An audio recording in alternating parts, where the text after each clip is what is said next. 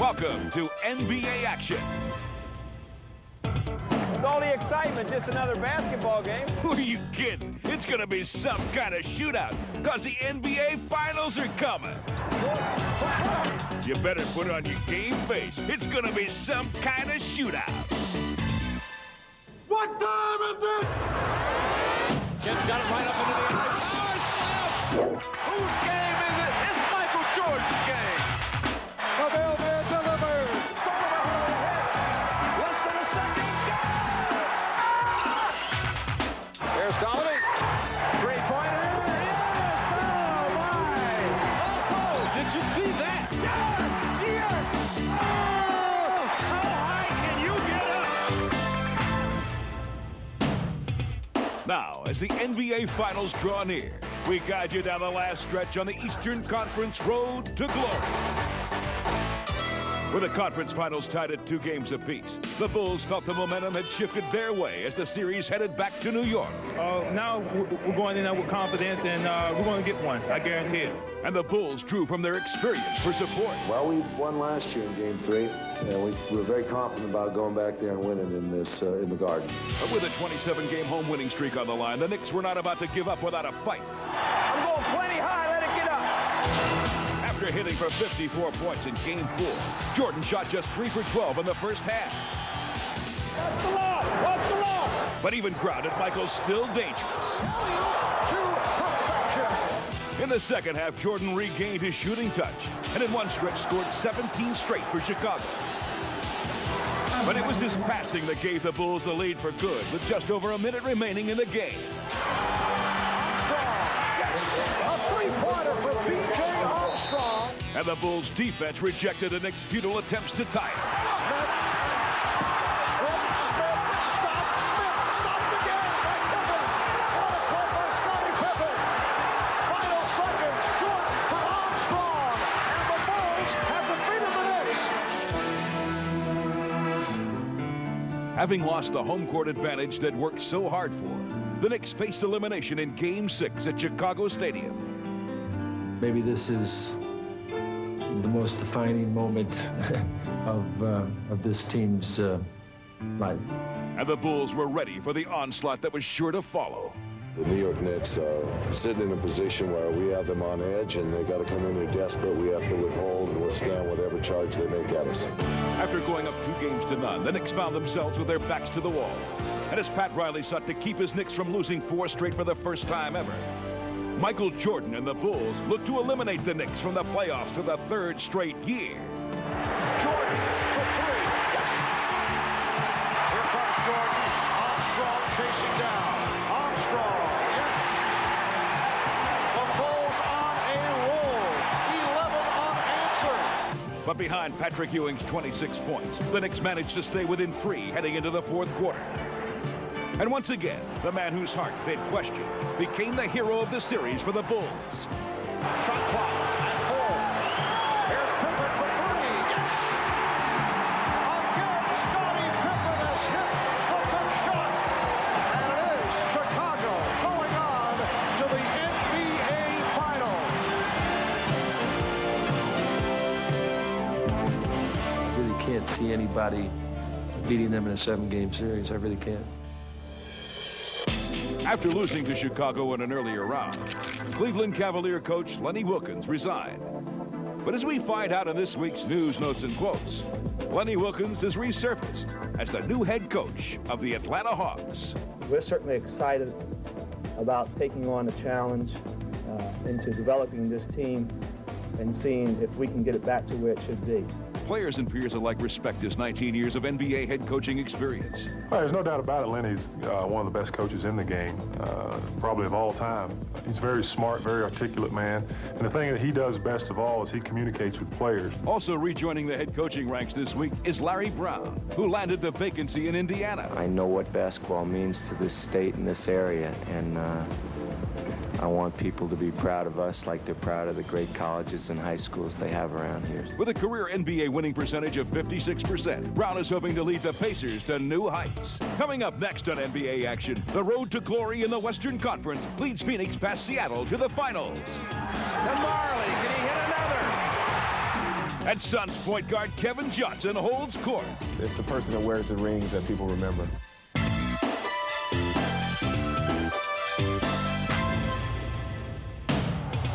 Action. We're on the road again as the Suns and the Sonics go down to the wire in the Western Conference Finals. It was time to hold on tight for Game 5 as Phoenix and Seattle readied themselves for the series' most crucial contest. After a lackluster Game 4, the Phoenix Suns were determined to defend their home turf.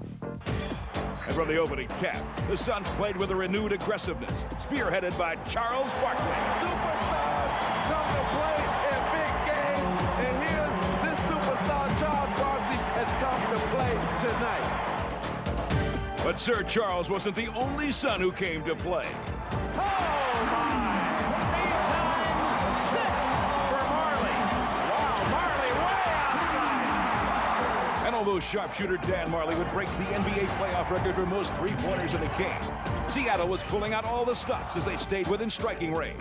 But Barkley simply wouldn't let Phoenix lose. Plenty misses, but look who's there. That's a great shot right there. The two guys who led this team hugging at the end. Marley and Barkley was on fire, and it happened. So, we just got to come back. We feel confident about what we did, and, ain't too many nights they're going to play like that. Would Dan Marley shoot the Suns into the finals? That was just one of the questions on the Sonics' minds as the scene shifted back to Seattle for a do-or-die Game 6. And from the onset, Sean Kemp played as if his life depended on it. He has been the man who's been leading them. So now you won't have to go, Raiders. Come on. Okay. Playing with desperate intensity, Kemp led the way as Seattle pushed the pace at every opportunity. That's breaking Michael James for the payoff. This is Seattle's game. They want it crazy. They want it wild. They got it all. Throughout the contest, the Sonics' frenzied style neutralized Barkley. And while Phoenix's Top Gun shot blanks, Seattle's entire starting five scored in double figures. Oh, what a move by Derek McGee. In an inspiring performance, the Sonics overwhelmed the Suns and set the series back to Phoenix for the deciding contest. And Seattle has forced the issue. This is where you got to take it to the next level. I mean, if you can't be motivated for Saturday, then you should have your heart checked. For the Phoenix Suns and the Seattle Supersonics, the season had come down to one last game. From the opening tip, Phoenix built a commanding lead behind an early boost from Mark West and rock-steady play from guess who? Almost a turnover. Can it be saved? No, Barkley. Sir Charles hustles for his first point. But as always, Seattle hung tough. McMillan, a three-pointer, and he hits it at the buzzer. And every time Seattle pushed Phoenix to the limit, Barkley responded with fury and with a flurry. But the resilient Sonics, led by 18 third-quarter points from Eddie Johnson, just kept coming. It's Johnson with a hanger. Oh, my. What a period for the veteran. And finally, Barkley sent Seattle home, registering career playoff highs in points and rebounds. Barkley, he hasn't had a three. Oh, my. That is why this man is the league's MVP. And the Phoenix Suns are the champions of the West. They're in the NBA Finals in quest of their first ever NBA championship. As the Phoenix Suns set their sights on an NBA title, we see in our finals preview that the Bulls have designs of their own. While Jordan shot his Bulls past the Knicks, Barkley slashed his Suns through the Sonics, creating this eagerly awaited finals matchup. Attention, Chicago. Attention, Michael Jordan. If we don't win the World Championship, I'm going to be very, very disappointed. Disappointment isn't in the Bulls' vocabulary. All they can talk about is three-peating. The quest for the three-peat, that's what we're after. And it was clear throughout the Western Conference Finals that Kevin Johnson was on a mission as this multi-talented point guard strutted his stuff. I thought that Kevin showed why we've been saying he's the best point guard in basketball. He's had a great playoff series for us. And for the Bulls, Scottie Pippen is riding a wave of confidence. He dazzled Cleveland as Chicago soared past the Cavaliers. And his fierce style of play, combined with deadly sharpshooting, helped the Bulls put away the Knicks in 6 games. Pippen from deep. Yes. Scottie Pippen has had a terrific showing. And during the regular season series between the Suns and the Bulls, each team lost on its home court. So get ready. It's gonna be a battle. Jordan and the Bulls are trying to become the first team in over a quarter of a century to win 3 consecutive championships. This feat's been accomplished 2 times in league history. Can you name the first franchise to three-peat? The answer when we return right here on NBA Action. NBA Action. Now the answer to this week's trivia question. The first team ever to win 3 consecutive NBA titles was the Minneapolis Lakers, who accomplished the feat from 1952 to 54. The Lakers won 5 championships in 6 years to become the first dynasty in NBA history. Now on NBA Action, the man who just may hold the key to the Suns' championship hopes holds court. For 6 years in the NBA, Kevin Johnson has been one of the top point guards in the league. He's also one of the most exciting. KJ's going to take it right to the hoop and score. Kevin Johnson, no-look Savalas. All right, Richard Dumont with a jam, the assist to Kevin Johnson. KJ is one of the quickest guards in the league, and he makes things happen for us. If KJ is on his game, people have to concentrate a great deal on him, and when that happens, it loosens it up for a lot of players on the team. And with an impressive array of weapons at his disposal, KJ is perhaps more dangerous than ever before in his career. A career which wasn't always this much fun. Being drafted by the Cleveland Cavaliers and being a lottery pick, I knew there was going to be a lot of high expectations. But Mark Price had an exceptional year. I didn't get quite as many minutes as I would have liked, and I learned a great deal from Mark. He really taught me a lot and gave me a lot of hard lessons out there in the court because he was such a good player and he played so consistent. It became clear that Johnson was not in Cleveland's future, and eventually he was traded late in his rookie season to Phoenix. It was the break that Kevin needed. Being in Cleveland and knowing that I didn't get the opportunity that I wish I had, I certainly wasn't going to let that one slip away. Everything just worked out well, but, you know, looking back, to be most improved was certainly something that meant a great deal to me. And to be an all-star was great recognition. But, I mean, we're at the point now where you just want to win the championship. So all those individual accolades are exciting. It might be worth something when your playing days are over. But it's the person that wears the rings that people remember. And with the addition of league MVP Charles Barkley and the presence of a big-game player like Danny Ainge, KJ likes the Suns' chances.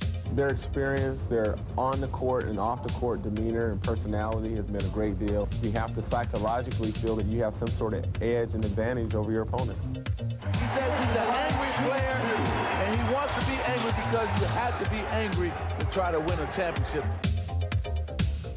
Here's a dribble drive by Johnson underneath. Throws it up and in, a great shot. 6 seconds left, third quarter. The lob for Dumas. A Dumbo. He got it. He comes wheeling up out of backcourt. In low for Savalas, who's there and scores. CC. They're going bananas at America West Arena. We haven't been super emotional, and we'd like to switch the word emotion with intensity, and that's what we're trying to do, play with a lot of intensity. I think in the regular season, I let my emotions run rampant at times, and now being a veteran player, you know, you try to bottle that up and let it out at the right time.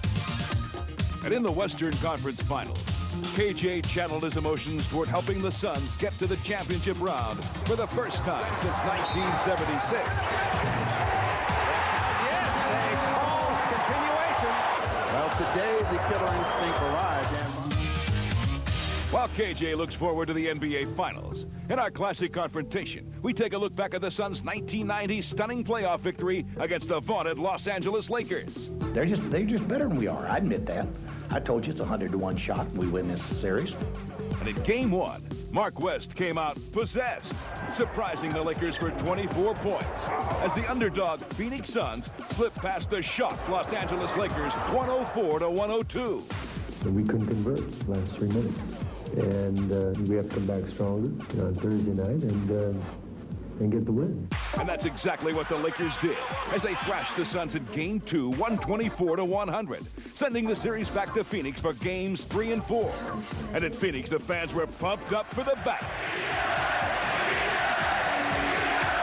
The Suns manhandled the Lakers, making Games 3 and 4 in Phoenix absolute blowouts. There's Johnson penetrating. And even though Magic Johnson recorded 43 points in Game 4, it wasn't enough to deter the upset-minded Suns, especially with a red-hot KJ at the helm, who lit up the Lakers for 30 points and had 37 in Game 5. What a move! And the Suns slammed the door shut on the Lakers with a startling 4-1 series victory. It's all over. The Lakers have been eliminated. NBA action. Now, an inside look at Michael Jordan in playoff time. He's literally the Mona Lisa of basketball. He has no imperfections. It doesn't matter what kind of a game he's competing in. He's got a game within a game. And the competitiveness is, in reality, probably what drives him to be what he is. He emotionally and mentally destroys players, knowing late in the ball game that if that game is close, it doesn't seem to matter. He's going to find a way to win it. A unanimous choice as perhaps the best player to ever grace the hardwood. He also personifies grace under pressure, because nobody plays the postseason like Michael Jordan. Just watch.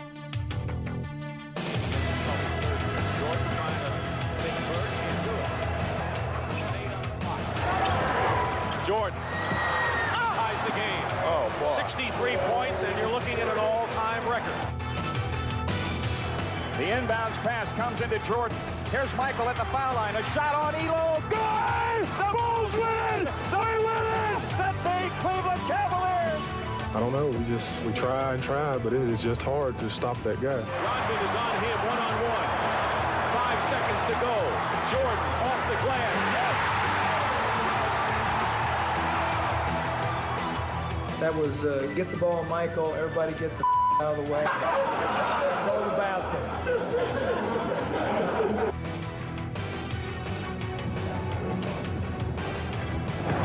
Jordan trying to shake off Starks. Oh, what a move by Jordan! It counts. That is one of the moves of the season. I would describe him as Connie Hawkins with wings. The look away to Livingston. Jordan. Oh, a spectacular move by Michael Jordan. I think that's got to be the most incredible shot I've ever seen. I mean, the hang time on that, I give that a 10.10. There's Jordan for three. Yes! Did you see that look? Michael indicating he can't believe it. Or I think I would probably call him the ultimate weapon on a basketball court. Offensively, defensively, inspirationally. 3, 2, Michael falls, fires. Yeah! Goes to the game! The Bulls, man, he looks at the crowd. I can't think of another moment that I get more thrills out of than taking a game-winning shot.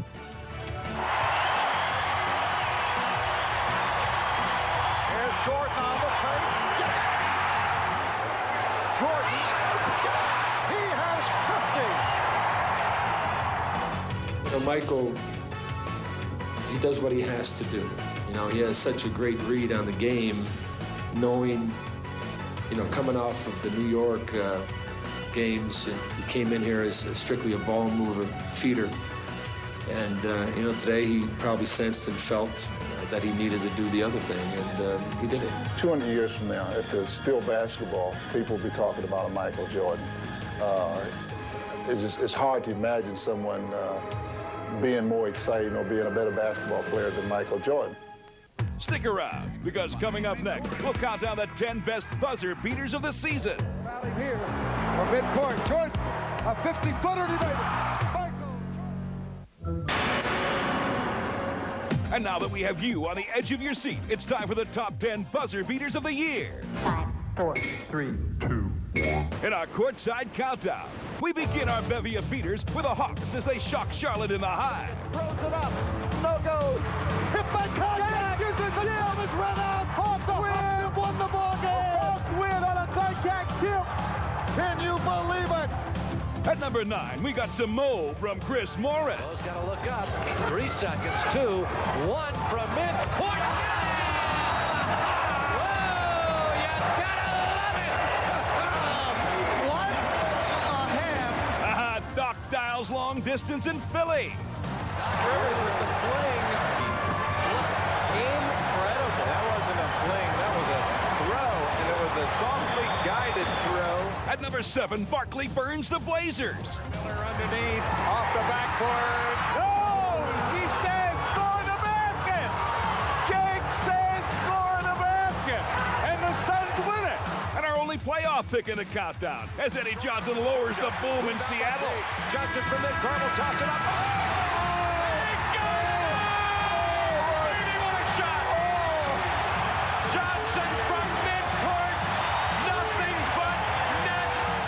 And check out MJ Gore, the Piston. Bounce the card right to Jordan. Time winding down. Michael for 3. Yeah! Yeah! Yeah! Yes! Yes! Yes! A winner! Unbelievable! Ooh, how about Dead-Eye Dan Marley, who drills this one from deep? A long 3. He got it! He got it! He got it! The Suns win! The Suns win! The Suns win! At number 3, you know, the way this guy shoots, you might as well call him Danny Range. If Ainge makes this one. He did! I don't believe it! Danny Ainge makes the 3! Look at the smile on Danny Ainge. Okay, guys, free pizza for the entire Coliseum crowd if Tim Hardaway hits this one. Hardaway, and it is gone! Unbelievable! Oh, they're wiping it out! An unbelievable shot from behind the midcourt line! And for our number 1 play, Chris Jackson sinks the Clippers at the buzzer. 1 second, Jackson for the game!